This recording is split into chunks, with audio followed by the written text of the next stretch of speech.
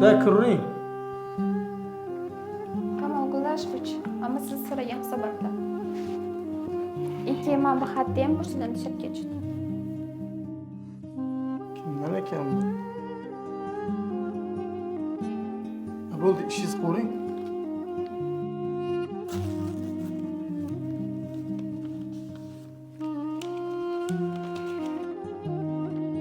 Bolam, qora ko'zim, yaxshimisan? Seni judayam sog'indim. Mana qancha yillar o'tdi, didoringga zorman bolam. Seni ishlaring ko'pligini bilaman, lekin mehringga zorman. Nevaralarim yaxshimi? Ularni ham o'zing bilan birga olib kelgin. Sendan o'tinchim, har o'tganingda bir marta bo'lsa ham bir ro'ga kirib o'tgin jon bolam. Yoshim o'tib qoldi.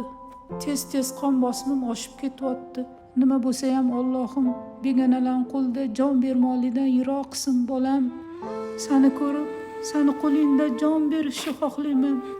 Sendan so'nggi o'tinchim, qazo qilganimdan keyin otangni qabrini yoniga qo'ydirgin bolam.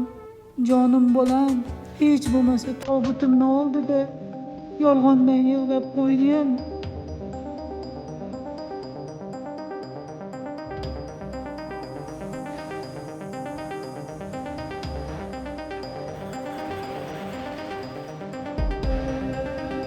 Nechta farzandingiz bor?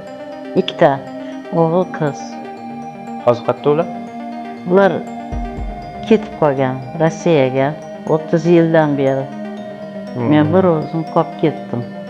Otasini, onasini apiganlar bor, tirik insonlar. O'shalar biron martalik xabar olganlari yo'q. Olamdan o'tib qolsa telefon qilishadi, mana shunaqa bo'ldi desa, ko'miraveringlar deydi.